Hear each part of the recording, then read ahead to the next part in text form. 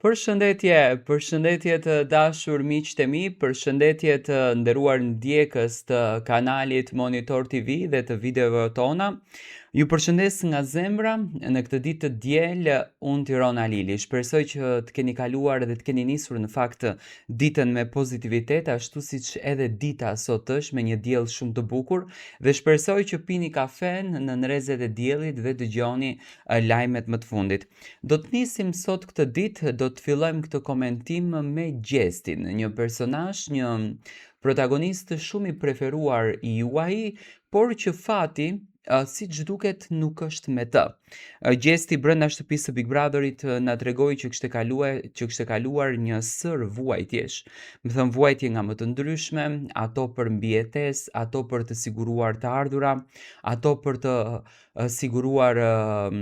një jetë më të mirë, ato për të ndjekur ëndrat e tij, por domethënë Gjesti ndaloi gjithçka pas një tragjedie që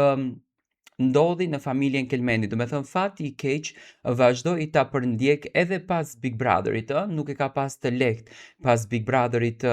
me njëherë të kyçet në muzikë, sepse dolën shumë problematika të tjera, do me thënë kishte shumë xhelozi në mes që realisht Gjestit nuk i toleroni që të ndjekën edhe ëndrrën e tij, të poston edhe këngët e tij, të nxjerrën edhe klipet e reja. Ju e dini shumë bukur që ai punoi këngën Gasolina, e cila në fakt nuk doli asnjëherë deri më sot sepse pati probleme me Onimën, kompania e cila kishte monetizimin dhe lançimin e këngëve të Gjestit në YouTube, por siç duket Gjestit po i bie fati edhe në raditjet e këngëve të tij. Fansat e tij janë ato të cilët vazhdojnë së suportuari, janë ato të cilët nuk ndalojnë së ndjekuri rrugtimin e Gjestit, së ndjekuri artin e Gjestit dhe mundohen që t'i qëndrojnë pranë Gjestit në të gjitha format. Kështu që në radhitjet e këngëve dhe në votimet që po bëhen të këngëve të Gjestit të më përparshme, Veshu Ndreçu, shumë këngë të tjera, domethënë hite që Gjesti ka nxjerrur, siç duket Gjesti ka rënë nga top lista. Fansat shkruajnë për fat të keq dy këngët që kanë kryesuar në top 500 për disa javë, këtë javë largohen nga lista. Kjo është një padrejtësi që po i bëhet atij djali, andaj ne nuk duhet të ndalemi. Suportuari për të, le ta di ai edhe të gjithë të tjerë se ne jemi tim Gjesti dhe nuk dorëzohemi asnjëherë. Interesant, personale të topit e kanë, e kryetën dhe e larguan nga top lista, jemi të bashkuar edhe më të fortë për Gjestin. Do thënë nga kjo që unë po arrit kuptoj nga ana e fansave është se Gjesti është larguar nga top lista. Do thënë ka qenë në 500 e parë, kanë qenë ndër këngët më të votuara, në fakt ishte një herë në radhitje i 10, më pas me intensitetin që fansat kishin kundërdrejt tij, me votimet e shumta që u bën për Gjestin, domethënë filloi që të kryeson dhe arriti që të futet në top 500 e parë, domethënë të këngëve më të votuara të javës edhe të muajit, por siç duket më ka ndodhur një diçka kundërdrejt Gjestit, siç e thash që parë fati i tij nuk është me të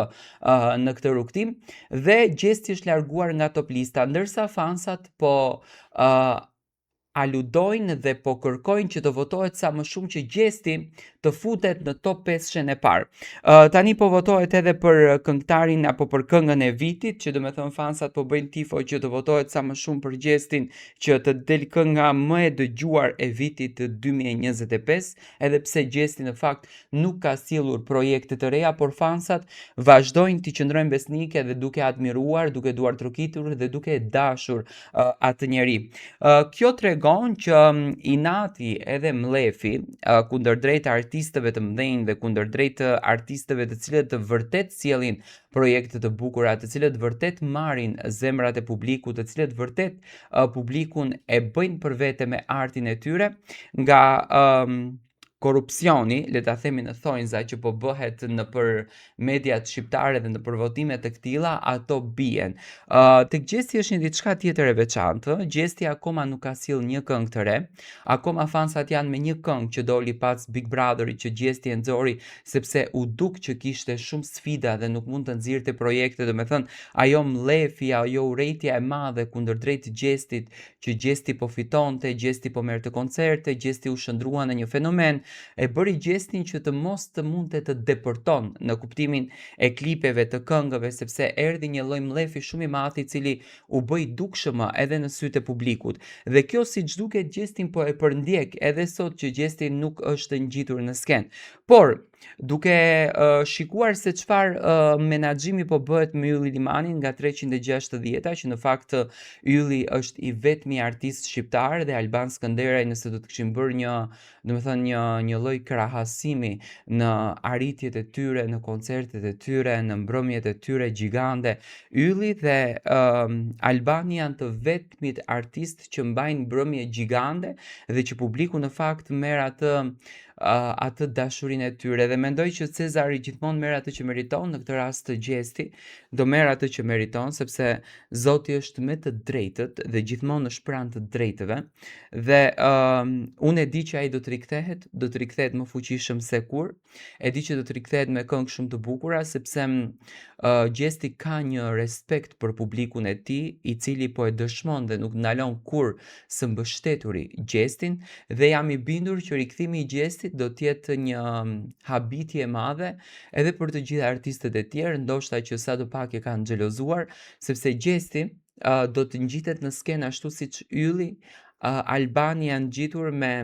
një skenografi të jashtëzakonshme, me këngë të jashtëzakonshme dhe me hite që publikun do ta fasionojë edhe më shumë. Do me thënë, ne presim dita ditës që Gjesti të na rikthehet dhe të na sjellën ato këngët e bukura, me atë këndimin që unë gjithmonë e kam vlerësuar, sepse ato që të paktën pak kanë vesh muzike, din ta kuptojnë se çfarë muzike bën Gjesti, çfarë këndimi ka dhe sa këngëtar mundet ta bëjnë këndimin që bën Gjesti. Do me thënë, është i veçantë në atë të vetën, na dhuron shumë emocion, na dhuron shumë dashuri, dhe është një emocion që gjithmonë na bën që ne ta klikojmë, ta ndëgjojmë dhe të jemi pranë tij. Unë apeloj të gjithë ato të cilët e duan, admirojnë, e kanë në qef Gjestin, të ndjekin Gjestin, të votojnë Gjestin, pasi që tashmë po bëhet një lloj lufte, do ta them në thonjza, e fansave për të votuar, dhe kështu që ta çojmë Gjestin që të kryeson, mendoj që e meriton të kryeson. Është një artist që ka dhënë emocione pafund, ka dhënë vlera pafund. Në Big Brother na ka shijuar të gjithëve, e kemi jetuar në fakt Gjestin të gjithë dhe jemi kënaqur me lojën dhe pozitivitetin që na ka dhuruar Gjesti. Ne do takohemi sërish së bashku me lajme të tjera rreth showbizit, rreth artistëve.